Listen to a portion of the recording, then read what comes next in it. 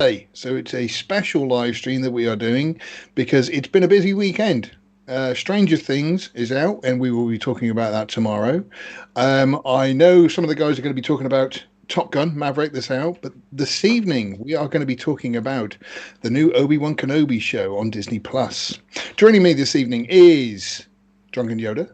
Good afternoon, everybody. And Eggy Weggy. Fellow nerds. Righto, so let's just crack on with this then. So the new Stranger Things, bloody hell, I'm practicing tomorrow. The new Obi-Wan Kenobi series has just gone live. Now, we've all seen it, right? We've all seen the first two episodes, right? Okay, so I gave it a 2 out of 5 stars. I thought it was a interesting start. Didn't think it was particularly well written. The kids are kind of annoying. Eggy, you gave it a 3, didn't you? I gave it a 3, only because I think it's got potential. I do want to believe you, and I want it to have potential as well. But the main problem for me is I didn't, apart from a special thanks, I didn't really see Jon Favreau or Dave Filoni's name on it. And to me, not having them two involved is not a good thing. To me, that's what happened with the Book of Boba Fett, and the Book of Boba Fett was below average. The whole thing. I would never go back and watch it again. Yoda, what was your take on Obi-Wan? I liked it. Okay. I'm embarrassed that I do, and I want to hear. I'm more than willing to hear your arguments of why I like this, because liking something that's Disney Star Wars, I'd rather stick a fork in my balls. So, if you guys could talk me out of it, I'll be more than happy. But I thought it was good. I mean, it's not superlative. It's not great. It's not amazing. It was solid. It was good. I mean, I don't think I put this in the review, but I mean, my expectations were so low that I just thought it was going to be Kathleen Kennedy flipping everybody the V for 2 hours, and laughing at them and, drinking their fanboy tears. So that was my lowest expectation. So it was slightly better than that. But overall, it's, like I say, first, for starters, it is Disney, and I am dubious about Disney, and so from that respect, this is also a story. They've earned that, by the way, guys. Yeah. They've earned that skepticism. Yeah, absolutely. It's not like it's just like when we were expecting Endgame, we were looking forward to Endgame because they had built up what they had done up to that so far was brilliant. The whole thing with this is to me, it's a story that doesn't need to be told. Okay. I thought, well, here's the thing. There are some things that is a story that needs to be told. I think any story can be told if it's done right. There are a few things that I always kind of question that I think that this story so far is answering to what I like satisfactorily. One is that, if you just watch the prequels and then you go right into New Hope, right? Basically what you're saying is that Obi-Wan just fucked off to the desert for 20 years and then says, okay, we're ready. Let's gung-ho. Let's get you going, Luke. It's time to train for be a Jedi. I need your help. We gotta start taking down the Empire. Like, you had 20 years of just sitting there in the desert, just playing with yourself or drenched in Jawa sweat. I don't know what the hell you're doing, but it's the idea that 20 years is a long time. He went through some of the worst defeats ever in the Jedi history, in the galactic history. He's on the run. Why wouldn't he be somewhat broken? Why wouldn't he have to have serious soul searching and rediscovery of himself during that time? I like that. I like that idea. I think some people are already saying, "Oh, it's just like what Kathleen Kennedy did with The Last Jedi." That Luke Skywalker just ends up giving up. I'm like, yeah, but the difference is that at the end of Return of the Jedi was victory. You know, it was optimism. Everything was moving forward. At the end of Revenge of the Sith, it's like everything's fucked, right? So why wouldn't he be a broken man having to rediscover and relearn how, in that intervening time period before he met Luke and was like, it's time. I understand what I must do. I have to relearn things about the Force and all that kind of stuff. Yeah, how do you become a Force ghost just because Yoda said, "Oh, I got some training for you"? You know, it's got to be more than that. That would be my argument, that he said, "I have training for you." So you would think that Obi-Wan, being in the desert and being a million miles from anywhere, that he would still at least keep up some kind of training. You know, it's like a boxer who goes out of retirement. He doesn't then just stop going to the gym. You know, he still goes there and he still keeps fit and still keeps his hand in it. Well, you'd be surprised. You have two mindsets here, right? Okay, if you have the Star Wars original trilogy mindset, it's all very cut and dried. Good, bad, big adventure, swashbuckling, not a lot of nuance in those. I love them for that, and they are deep in mythological and archetypal kinds of things, but they're not really that human. And neither were the prequels. And what this is saying to me is a much more human story. Like, a real person, having gone through all that, would have to go to therapy or something. They'd have to relearn to be the person that they were, or to get a newfound perspective on things if you go through that shit. And that's a story that they're telling here. And so far, I think they're telling it reasonably well. And I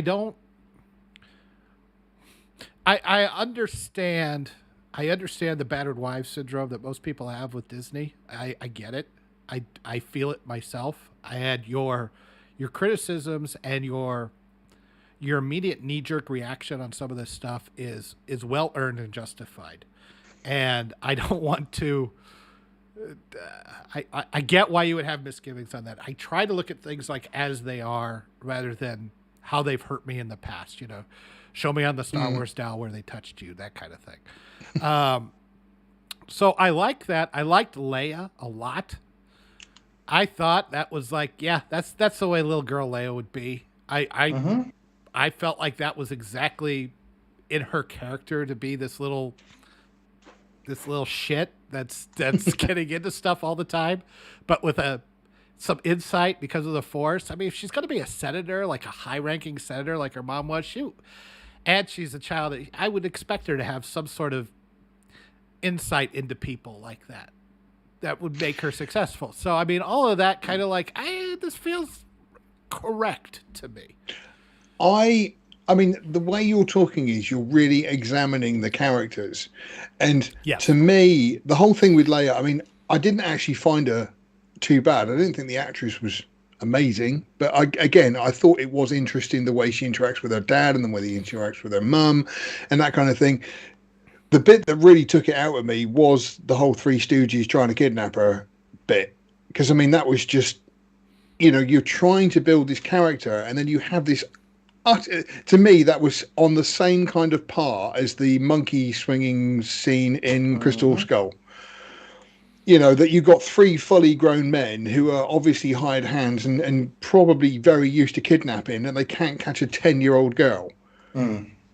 My issues with it, I'm with Yoda. I like the exploration of Obi-Wan. He is a broken man. You know, he's lost a war, he's lost his friends and family. You know, obviously what happened to Anakin has obviously scarred him, and Padme.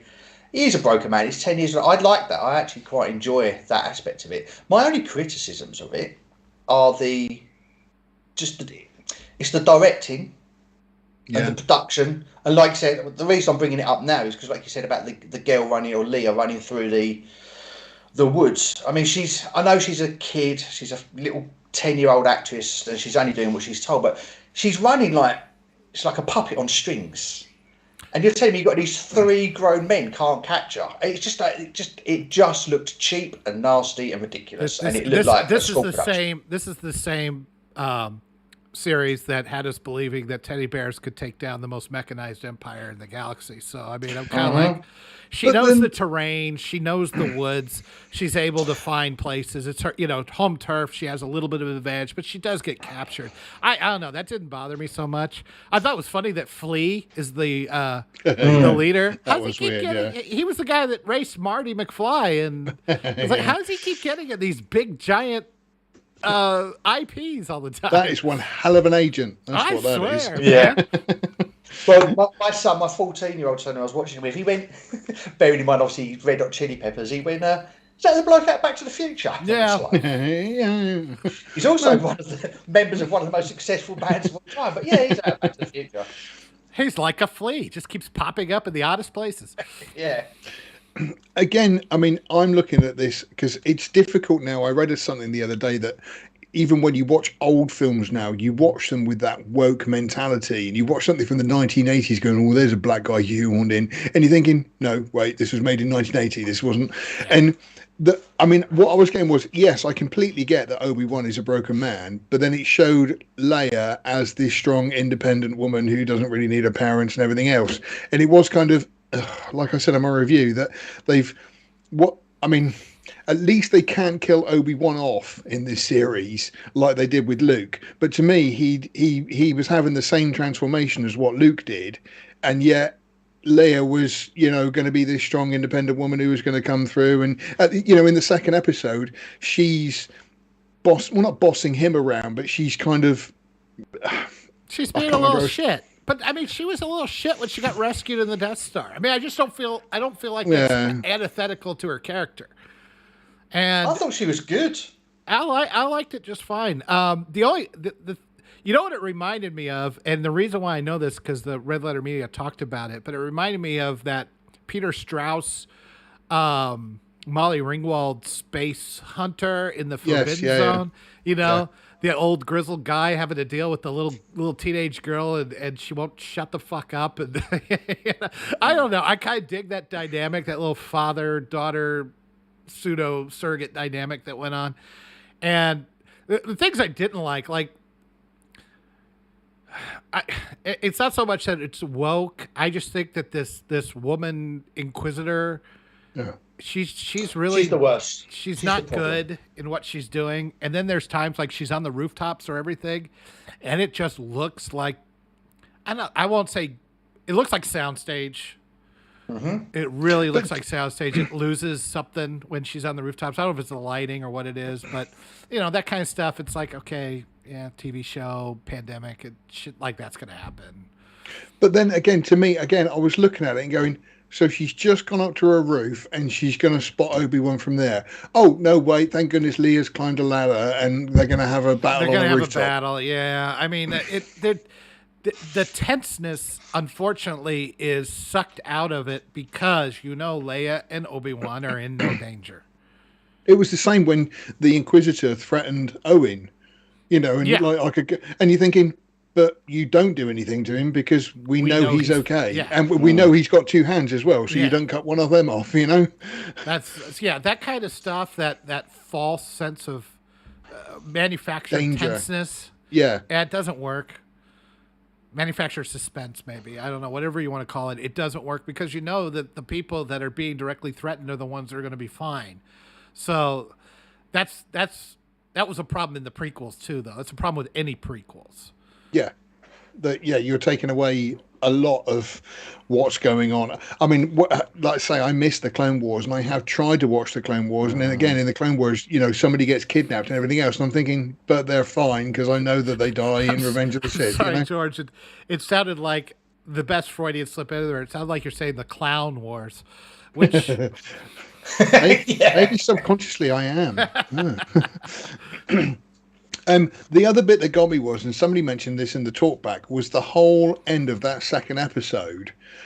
We're not going to talk about too much about spoilers, but basically Leia and Obi-Wan get onto a cargo ship, a predetermined cargo ship, and it flies off, and the Inquisitor literally stands there going, I'm going to get you, Obi-Wan. Take harder, boy. Next time, Gadget. Next time. Well, and I just kept thinking, I can't remember who made the point, but I just kept thinking, there's got to be an office no more than 50 yards away, where she could go in there with a lightsaber and say, "That cargo ship that's just taken off from platform 15, where's that going?"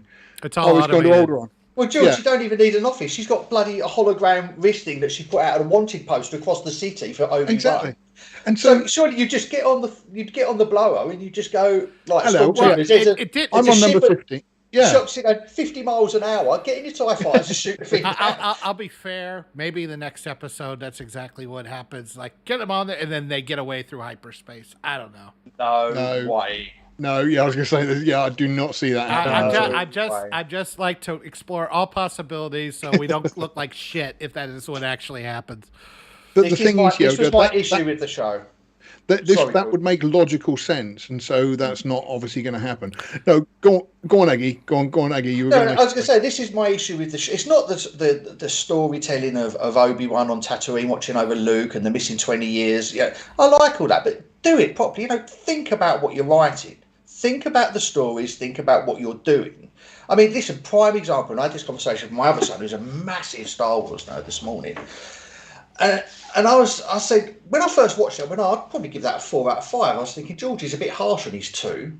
And then after about an hour, I started thinking about it, and I went, no, actually, probably a 3.5. And then I woke up this morning, and I was like a 3. My issues are things like they kidnapped Leia, and I'm sorry to the American audience, I call her Leia because I'm not C-3PO, right? So they call her Leia.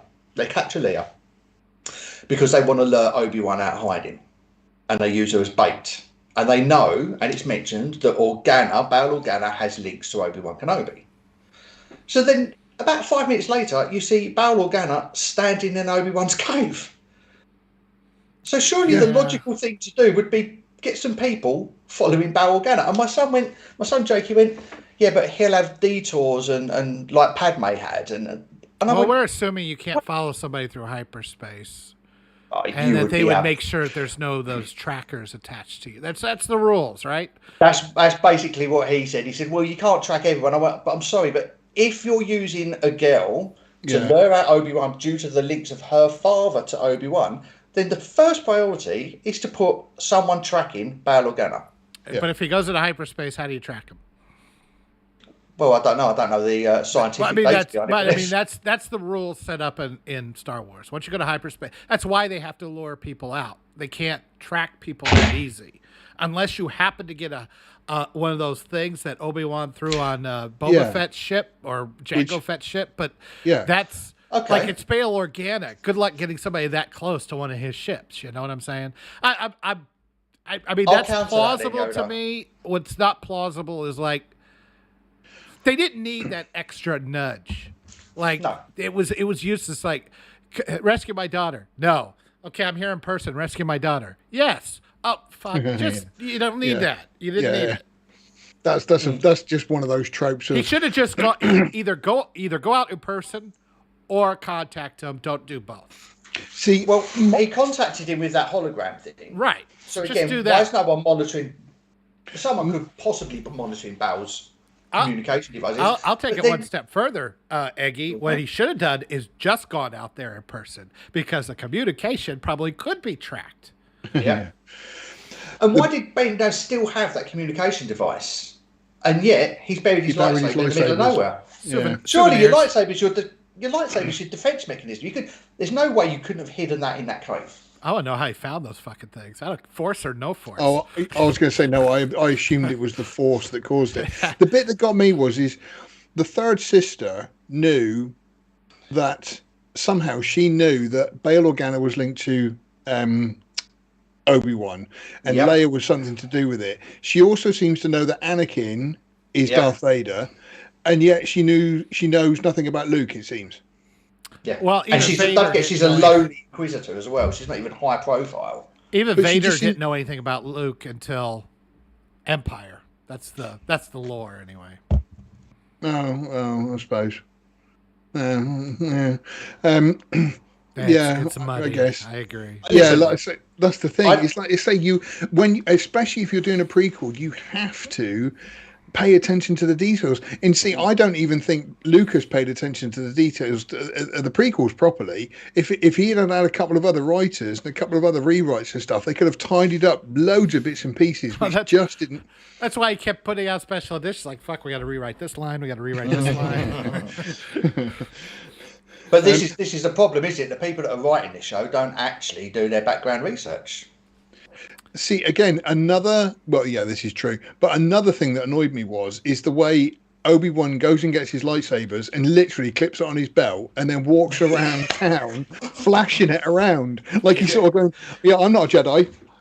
Yeah, that was dumb. I agree. I forgot about that. You're right. They've had these Inquisitors turn up, and everybody's terrified of them, saying we're looking for a Jedi, and then he literally walks around with it, like flipping it around, sort of saying, "No, it's not a lightsaber. It's a vibrator." Yeah. That was, but I mean, you can't. Again, they were trying to. This is the other thing that I had. The issue that I had with the show is that you had so much of a nostalgia gig that what they seem to be trying to do is. People like me grew up loving Star Wars. I've fallen out of loving Star Wars because of the movies, and what it seems what they're trying to do is just.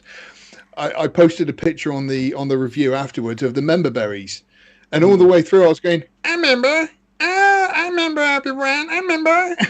Because it was just kind of popping up all this stuff, and it's like they're trying really hard to bring these people back to loving Star Wars, and it's kind of, I don't want to say you're flogging a dead horse, but you've peed all these people off, and yet you think somehow you can get them back just because So I'll push back a little bit. I mean, it's in between the two, and some of the stuff that was in there, I felt like it had purpose to be in there. Like, would he have these communicators? Obviously, he has the lightsaber because we know he has the lightsaber and all that kind of stuff.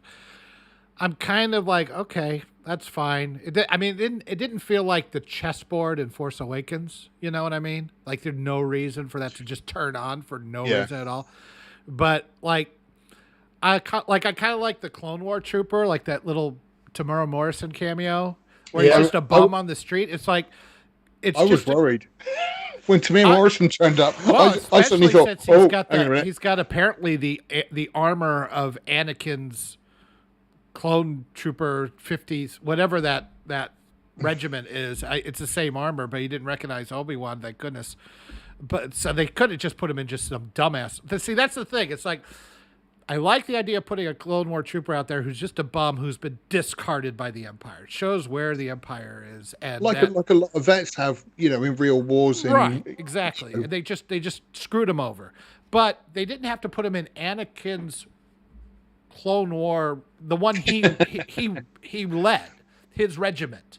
Yeah, because more than likely that guy would recognize Obi-Wan. So it's like, this is a step in the right direction. Okay, is it better than Last Jedi? Absolutely. Is it better than Rise of Skywalker? Yes. Is it better than Boba Fett? Yes. Is it great Star Wars? It's okay Star Wars. It is trying to put purpose to some of the things that you recognize. At least I like the character development. There's a lot of rough edges that I think you guys mentioned that are absolutely legitimate. But if the movies had been this to start out with, we would have said, not as good as the original trilogy, but okay, we wouldn't have been so mad. But now we've gone through all this. It's hard to separate the history from the actual product that you're watching and go, is this as terrible as that, or would I have the same reaction if I hadn't gone through all this history, And that's the struggle I have. It's like, because the stuff that you guys see, would your radar have been up to see all these flaws before Force Awakens and everything else had come out? If this had been the first thing you saw, would your radar have been up nearly as much on this kind of stuff? No, I don't think, right. Because like I say, because it's Disney, I am incredibly dubious, and I went into it being dubious, and I think, I said I wanted to do the review of it. I probably was the wrong person because I'm incredibly cynical about it. I mean, it's like you say, We all it's have our not biases. It's fine.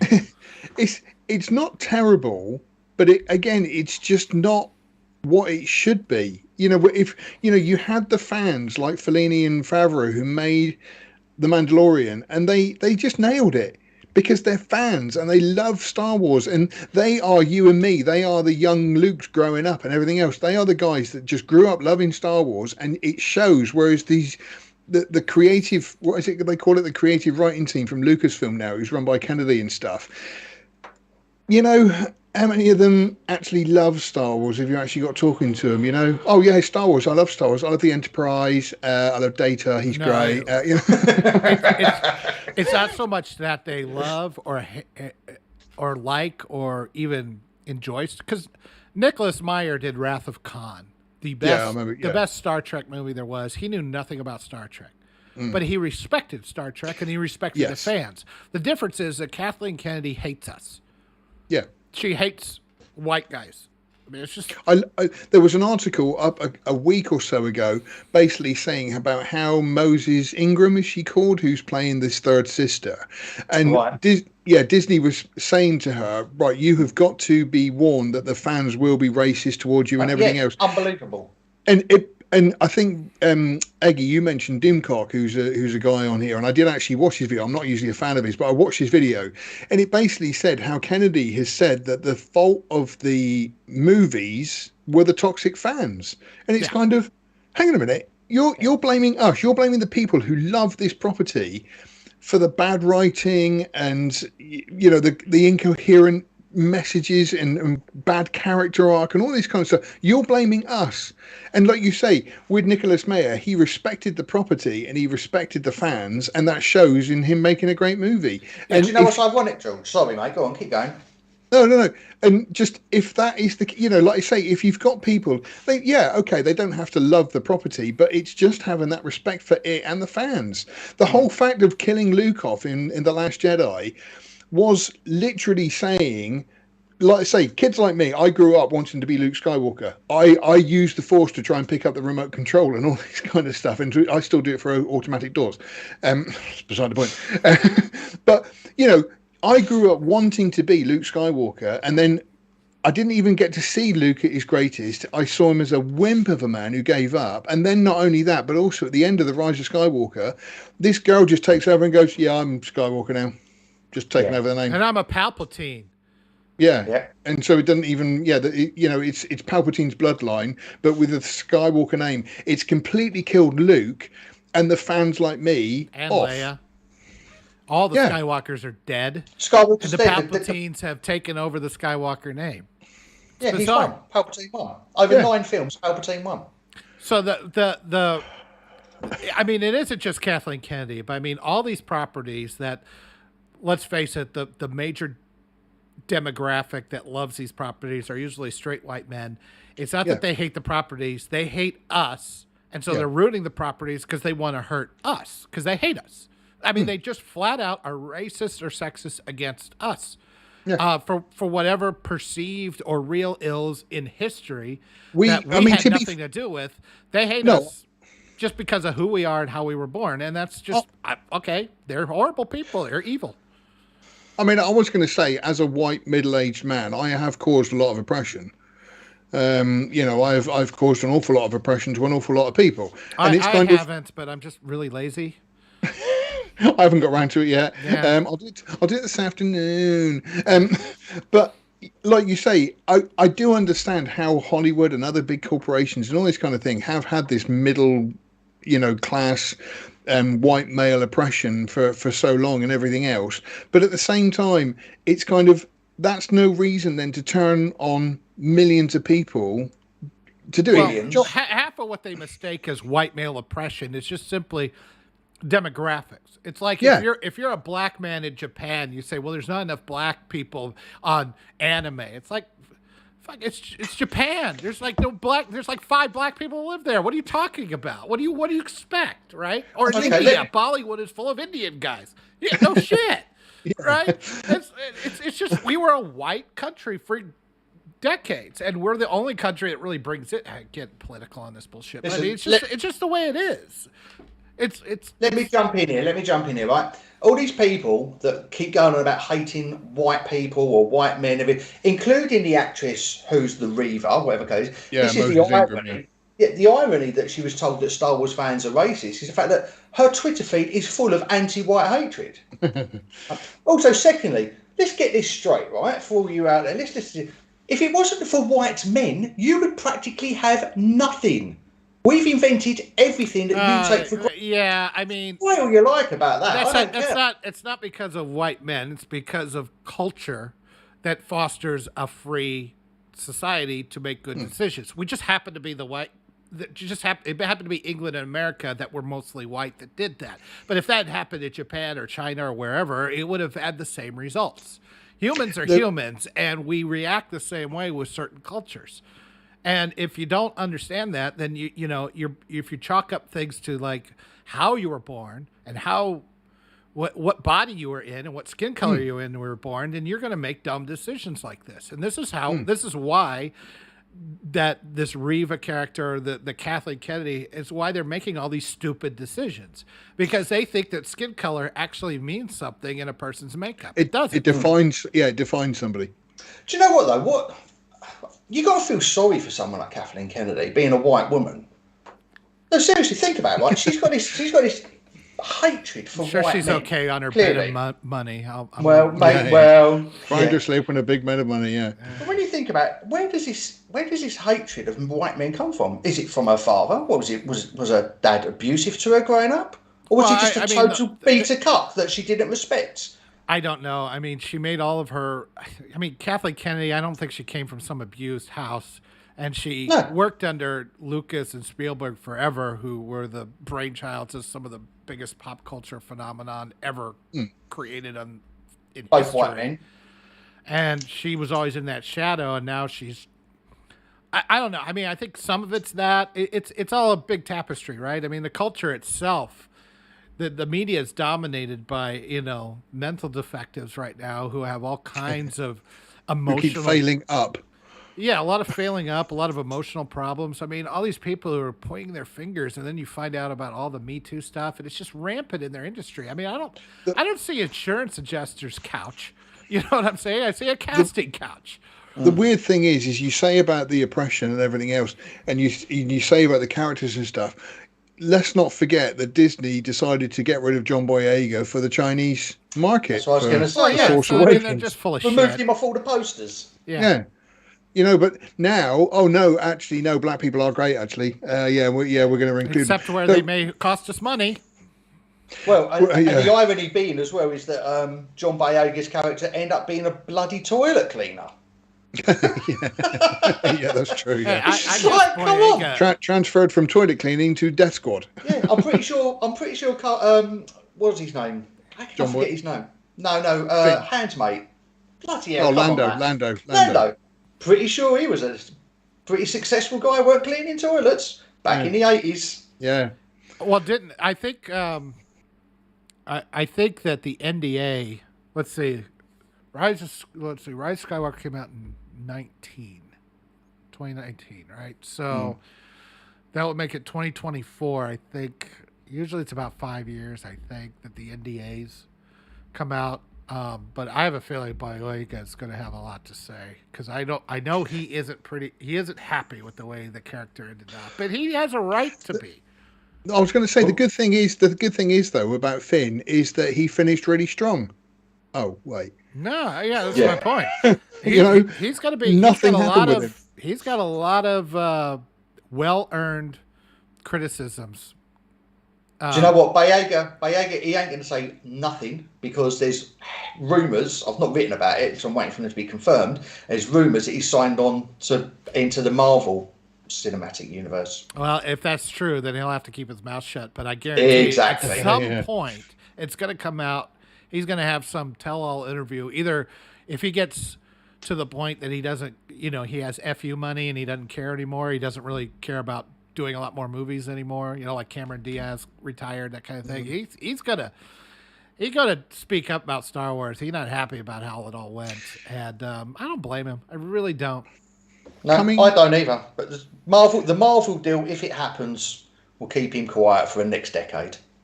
coming back to Obi-Wan, the whole third sister. I keep forgetting her name. It begins with V. doesn't it? Reva. Sorry, The greatest ever. The greatest Inquisitor ever. Well, with it, I said that it's obvious that she is going to become a hero at some point. You know, she's killed, and then he sort of said a bit of a spoiler there in case people haven't seen it. But it's so obvious. The way I said it was, it's like Mara Jade, because in the books, Luke got married to Mara Jade. They had a kid who they called Ben, and you know, they kind of, I don't want to say lived happily ever after, but I mean, she was the hand of the Emperor, so she was like his top assassin, and then turned to the good side. And I just see this is exactly what's going to happen with this, because again, with the whole woke thing that's going on, we can't have a black female who's a baddie. She has got to somehow save it. Eggy, because you made a point on this, didn't you, in the talkback? I'll tell you, I'm calling it, right? So this is what's going to happen. Something's going to happen in the show where she's going to turn to the light side, and Obi-Wan is going to train her up as his new Padawan, therefore redeeming her and redeeming him for his failure of training Anakin.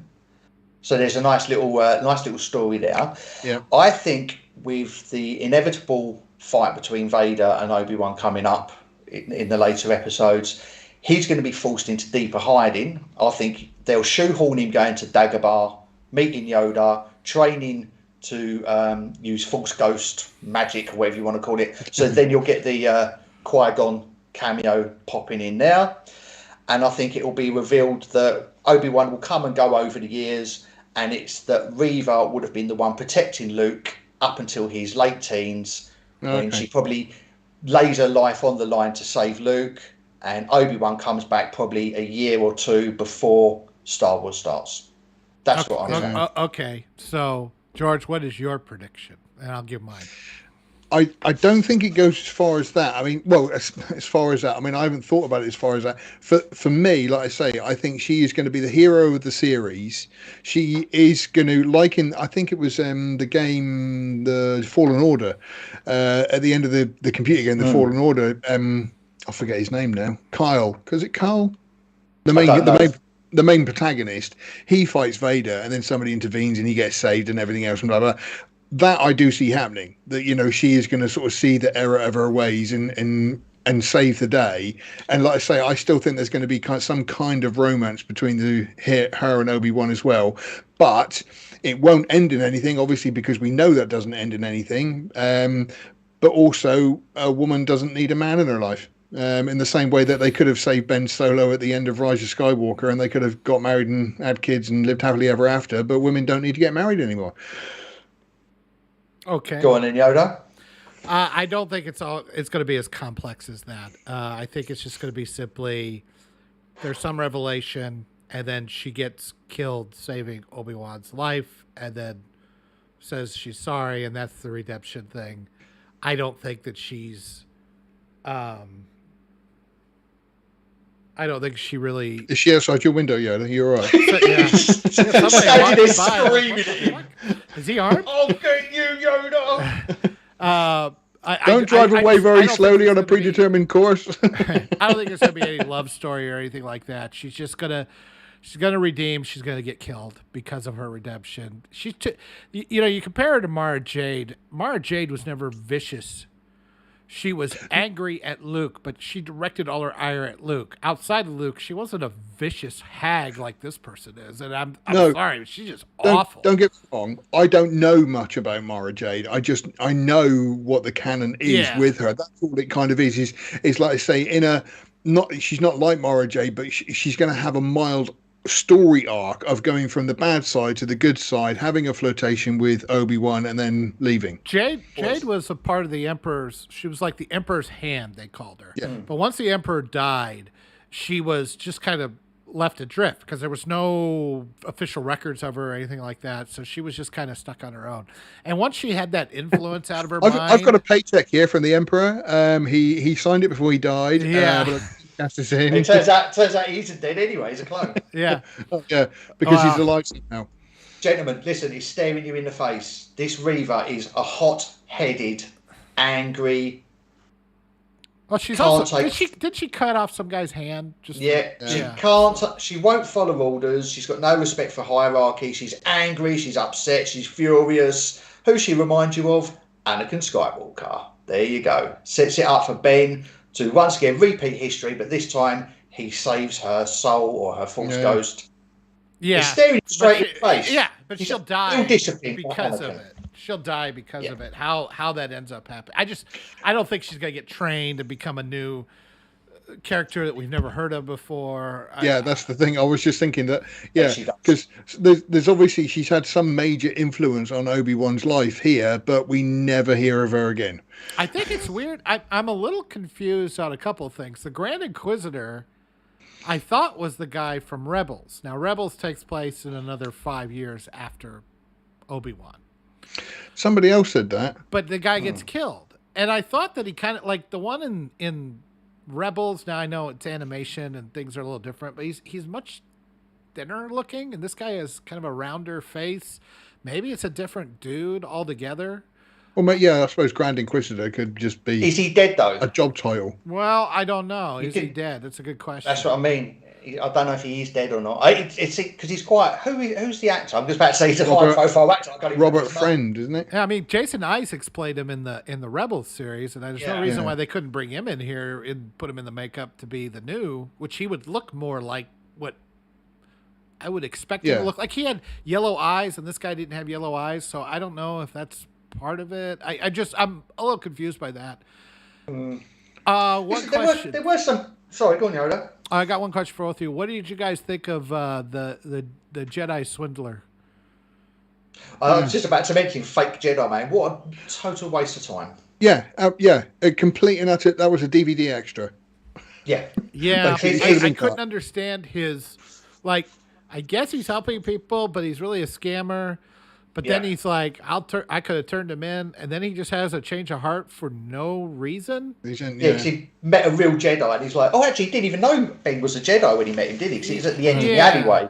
I mean, the whole thing was just a chance for him to be in the movie, you know? And I didn't get, is he a swindler? Is he a nice guy? Is he helping people? Is he a piece of shit? He wants to help Ben. He wants to turn we've got quite a lot of white people in this. Can we get an Asian looking guy, maybe? And also, speaking of Asian looking guys, the brother Inquisitor, I was surprised at the accent.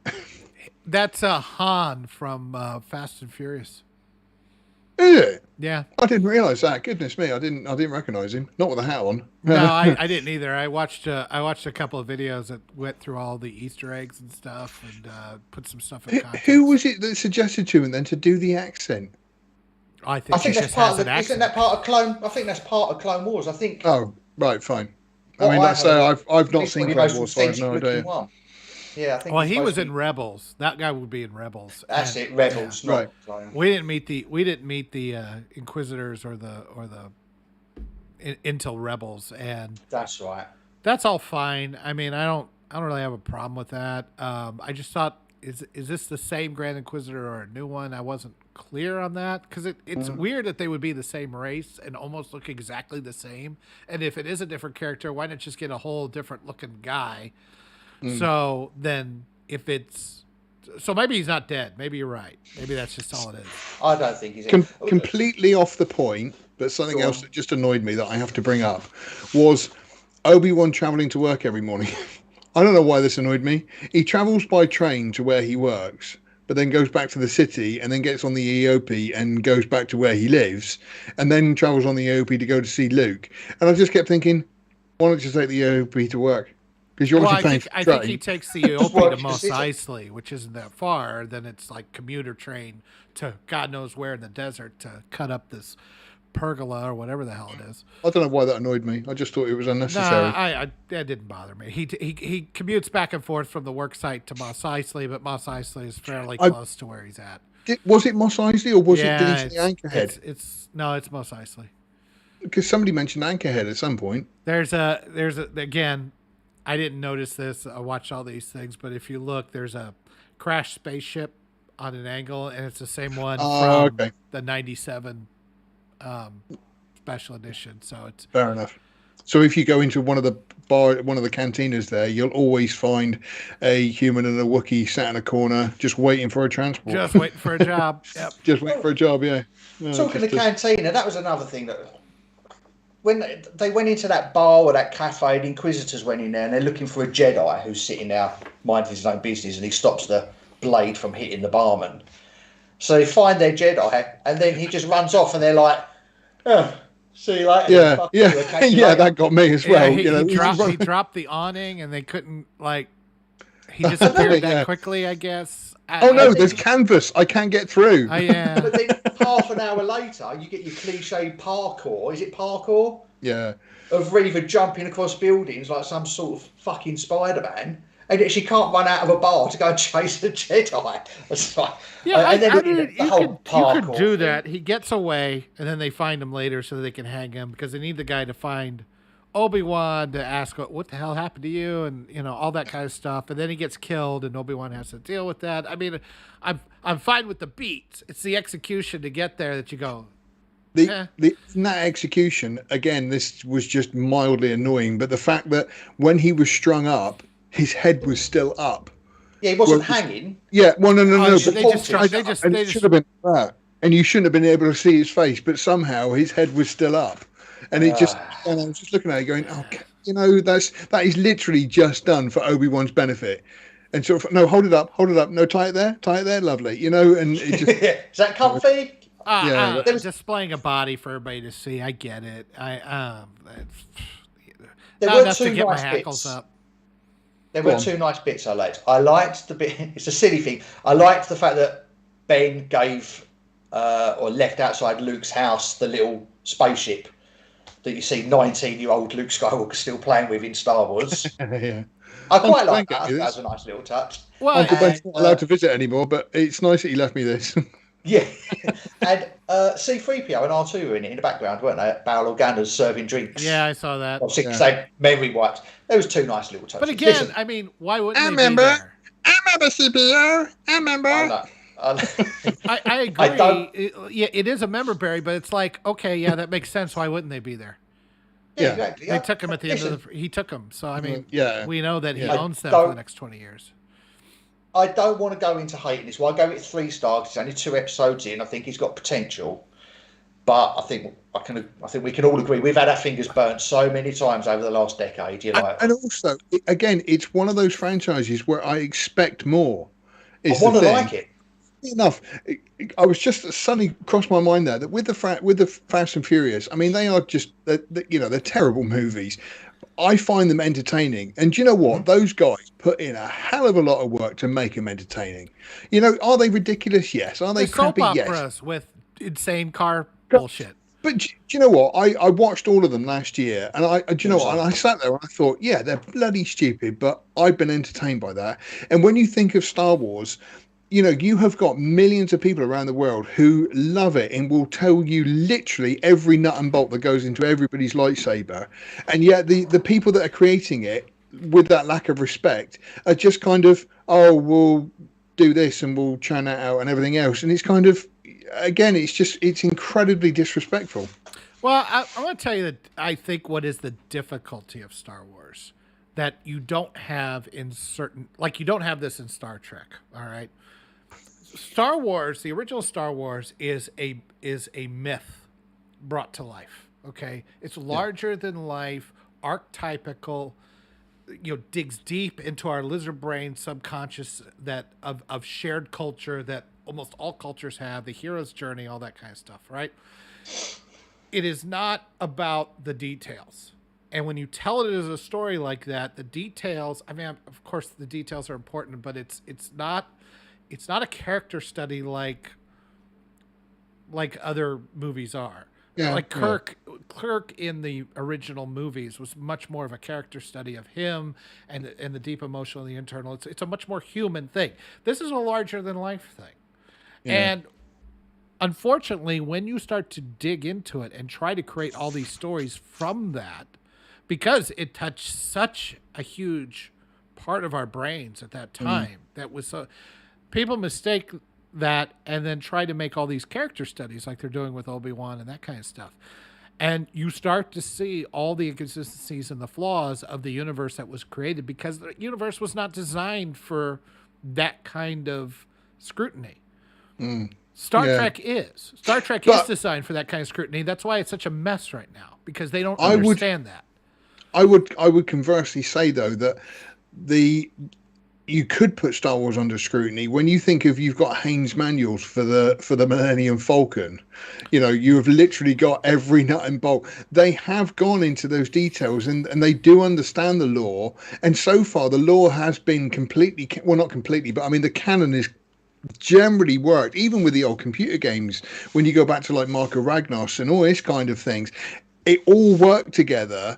And yet Disney then took it over, and it's kind of screwed a cannon on that, screwed us cannon on this. We're just going to do whatever we want, and they've just started churning out content. Well, and that's you know, you have to straddle that line between doing myth, archetypal myth, and character-driven stories. And Star Wars falls apart under its own weight when the more you do with Star Wars, the worse it gets. I don't think that's anything anybody can do. You might be able to get a one-off like a Mandalorian. You might be able to get a couple things here and there. But overall, I don't think it's sustainable as a property just because of the foundation that it's built on, the original trilogy. The original trilogy is a very one-and-done kind of thing, and that's the way it should have stayed. It's not, so we need to pick out the gems and hopefully toss away the turds as best we can, but it's just a difficult. And when you throw on top of that all the current year politics and nonsense, you really it really falls apart. Yeah, it really stands out like a sore thumb. So this one, I didn't see as much of that. Yes, I don't like the main antagonist. She's terrible. Another thing just to mention is, again, it's just something that crossed my mind that I didn't bring up in the review was, as I recall, and I might be wrong here, and please correct me if I am, but as I recall, that the first TV show that I heard about was Andor, as I recall. Mandalorian came out, but I mean, Andor was kind of the big thing. Now, that was announced however long ago it was, 2 or 3 years ago, however long it was. But in the meantime, we've had Mando, seasons 1 and 2, Book of Boba Fett come out, and now Obi-Wan. And I just think, I don't know whether these things have just been rushed through as opposed to have been thought out. Like I say, I might be wrong on the whole thing, but all I remember is Andor was the kind of first one the first big announcement of the TV series they were going to do because of the popularity of Rogue One. And it's 12 episodes as well. Apparently, the first season's 12 episodes. So perhaps they've got something special. Which is Andor's 12 episodes? Apparently it's 12 episodes. Perhaps they've got the honey spot, and it is going to be a special show. Oh, that's adorable, Eggy. Going back to what you were saying, the valid points, admittedly, but I think what's been proven with Star Wars is that in the right hands, it can still be a success. Mm-hmm. Mandalorian 1, especially season 2, a resounding success that universally loved by true Star Wars fans. Everything else that hasn't been done by people that's been treated disrespectfully is a piece of shit. And I don't understand why they can't crack it. I mean, I was watching. It flashed up or something. It was dad reactions for when Luke appeared in Mandalorian last year or the year before. Yeah. And anyone at Star Wars or on the writing team only got to watch 3 or 4 of those YouTube videos of seeing how dads our age are reacting to Luke Skywalker and go, right, that's what it's all about. It's not hard, but they can't help themselves. They've got to keep shoehorning crap in that we don't want and we don't appreciate it. Again, it's pandering to the very a very small percentage of people who shout loud enough on Twitter and complain loud enough, who, like I say, have no interest in Star Wars. But what they are offended at is that Luke Skywalker is a middle-aged white male, and it's kind of right. If you've got no interest in Star Wars, leave it alone. If you don't like it, don't watch it. It's as simple as that. Because we have to. There's people that we hate and we want to hurt them. So that's why they want to get their claws and all this kind of stuff. Same with getting in the schools and everything else. I mean, it's a twofold problem. I mean, one, you've got the wrong people who hate the people who love Star Wars, who want to change it to suit whatever current year politics. That's the first step. You got to get them out of there, okay? But the second step is you got to get people that, maybe they love Star Wars, but that doesn't mean that they really understand it. And you know what? Case in point, George Lucas. I clearly think that when he did the prequels, he really didn't understand his own damn property. So, I mean, it's not as simple as just getting people who love and respect it. They've got to understand, and I'm going to keep using my example of Nicholas Meyer. There's a guy who understands storytelling, and he understands, observing what the characters are, and then taking that baseline, that foundation, not wrecking and cracking that foundation, but building upon it. And that's what we need more of. Not just, fanboys who love Star Wars, because I'm telling you, I've seen a lot of Star Wars fan films of people who clearly love Star Wars, and they're crap. So, no offense, guys, you're doing your best, and I appreciate the love, but it's not good. It's very Ed Wood in its production. Yeah, I mean, not everybody who loves something is a filmmaker and a storyteller. Yeah, and that's so we got. It used to be you just had to make sure you get the right people in there. Now you got to get rid of the wrong people who just hate you, and you got to try to find the right people. Clearly, Favreau and Filoni are the right people. Okay, so I'll give you that. They did make Mandalorian. They did a good job. But they also had a lot of hand in Boba Fett. That didn't work out so well. Not true. So true, but then I don't think it's as easy. I don't think it's as an easy nut to crack as people think it is. If George Lucas himself completely fuck up the prequel trilogy the way he did, and this was the guy who created the whole damn thing, I'm going to say it's really easy to make criticism and everything, but to actually create good Star Wars is not as easy as people think it is. And then you, on top of it, you got people going, white male tears, then that's just really asking for trouble. And also, on the other side of the coin, you've also got bosses who are going, we paid $4 billion for Star Wars. We need to make more money out of this, so churn out more stuff because we need to get our money back. That's all a part of filmmaking forever and ever, no matter who is doing it. Yeah. But you've got that pressure of having to churn out content, and then you, like you just said, you need the right people in and the wrong people out, and everything else. And so hitting that sweet spot again, it's literally like trying to find a needle in a haystack. Yeah, there's too much coming out. You've got Andor, you've got this skeleton crew, and I was reading this morning, apparently Daniel Craig, James Bond, is signed up for some new Star Wars series coming out. There are 3 new films in production. Apparently Kathleen Kennedy has said that she's got Takiti Wakata, whatever he's called. Yeah, that's it. He's doing one as Taika Waititi. Taika Waititi, that geezer. But again, it's quantity over quality. Do you know what? Yeah. Lucasfilm, simple fix. Fuck Kathleen Kennedy off. Get Filoni in. I think you're going to be all right. Yeah, I don't know why she still stays, but then Bob Chapek, I guess, is pretty much. She must have some dirt on people. Yeah, he's a spineless jellyfish who's just capitulated all this stuff. And I mean, Disney stock is showing it, and their subscriptions to Disney Plus are showing it. And I like, okay, if that's what it takes to get. Yeah, Netflix is learning their lesson. Yeah, hopefully Disney definitely will soon too.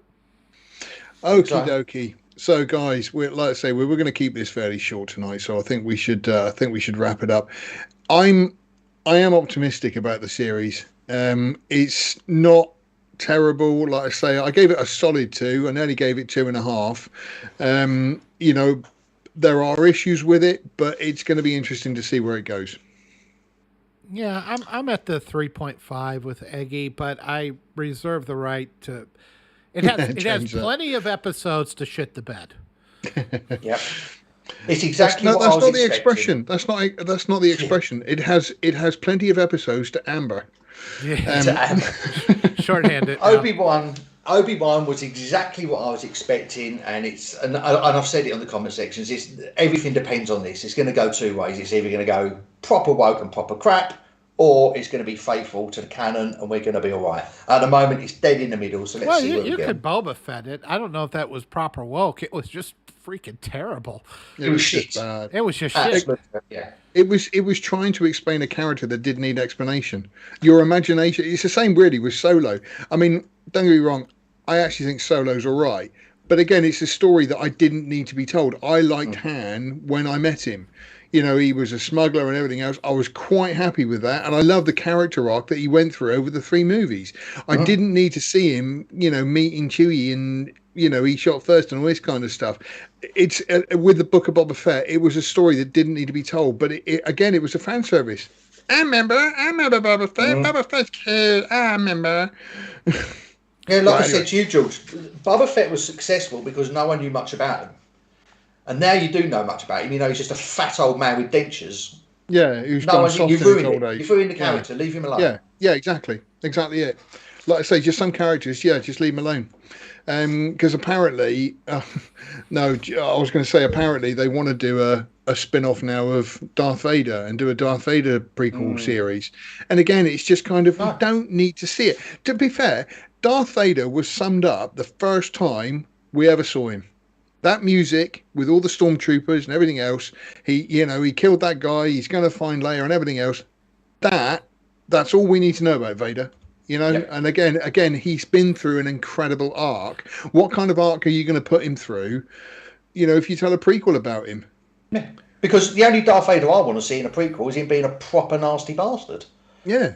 You know, I don't want to see anything else. I'm trying to remember before even the prequels came out, you know, Boba Fett was a bounty hunter, so you'd imagine what his life was like. You know, he's going killing criminals, that kind of stuff and everything.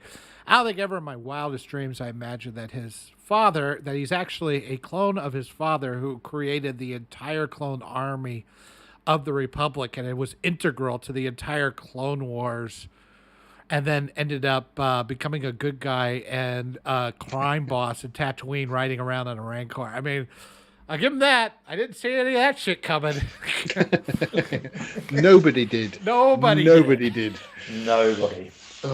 Yoda, would you like to wrap up for us, mate? Yes. So thank you very much for watching. Remember, we are lastmovieoutpost.com. For all your latest in movie news, streaming news, we are the cool news now. You can reach us contact us at lastmovieoutpost.com and at Movie Outpost on Twitter. I'm at Drunken Yoda 1. He is at Not George Lucas 1, and Eggy is telling us to get off his lawn. So Eggy accepts carrier pigeons. That's right. We also would love it if you would like, share, and subscribe, and share these videos and let people know about the channel and the site. And we want to be the next new entertainment media to give you the news and and reviews that are not, or at least somewhat less politically biased than everything else, or at least from a different perspective than everybody else. How about that? Okay. George, any final words on Kenobi? No, like I say, I will continue to watch it, and I will continue to live in eternal hope that it might actually be good. Eggy? Don't fuck it up. So we are cautiously optimistic, but we know Disney, and we're not as hopeful as we might sound. So thank you very much for watching, and we will see you tomorrow on the next stream, which will be all about Stranger Things Season 4. So be there for that. Noon Central Time, 6 p.m. UK time. Until then, we are out.